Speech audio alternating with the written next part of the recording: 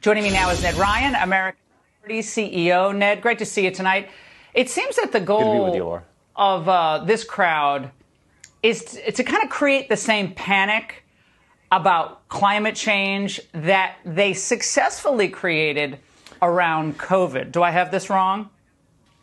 No, you have it correct. I mean, first of all, we have to accept the World Economic Forum is a fanatical political organization that uses fear and manipulation like COVID hysteria, like the hoax of global warming, to really facilitate people thinking that somehow they're the saviors, but really all you're doing is helping them accomplish their goal, which really is a global public-private fascist movement and fusion of big government, big tech, big money to create a technocratic ruling elite, which conveniently is them.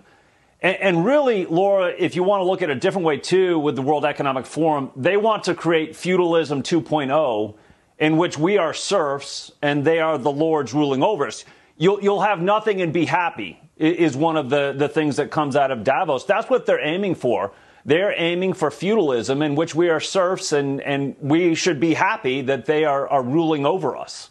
Now, I wonder how, Ned, the people of West Virginia feel about what one of their own senators said in Davos today. Watch this. The problem that we have is the open press system and basically all the platforms. So if you're able to have 5 platforms, social platforms, that you can basically personify the extremes, and it seems like that is the majority speaking. They're not the majority, but they're basically driving everybody to make a decision. How are those drilling permits doing, Senator? Wasn't he supposed to get all those permits, expedited? Ned, he actually said the problem is we have too many channels, too many forums for people to express their views. That is unreal. Yeah, no, first of all, he's a disgrace and should be run out of office in 2024. But he's really attacking freedom of the press, freedom of speech. But it really does highlight, Laura, the fact that inherent human freedoms, the idea of freedom of speech, free flow of information, all of these freedoms that we hold dear are anathema to the World Economic Forum, that you cannot have both. You cannot have inherent rights and human freedoms. And the WEF, if it accomplishes its goals, they will not mix. That's the point. They don't want those to exist anymore. And freedom of speech and all these great freedoms are a threat to their attempts at control. And of course, any opposing ideas, the idea of freedom of press and more channels leads to more information, leads to more questions, and they have to label that as misinformation because they view that as dangerous and undermining their goals. Well, look at what they viewed as conspiracy theories last year about COVID, about the vaccine, about the mRNA shots, about the boosters, about masks, about social distancing, about China. I mean, all of that was labeled a conspiracy theory.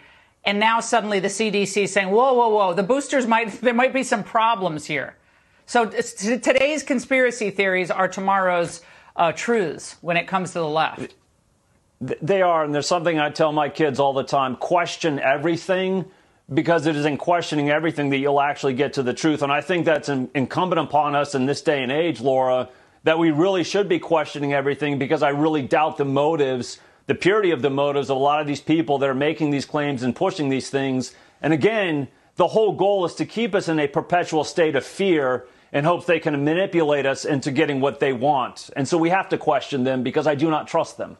I love the picture of the lineup of the Falcon 900s, the G5s, the Global Expresses, all the private planes lined up at Davos. Yeah, it's so ridiculous. Ned, great to see you tonight. Thank you.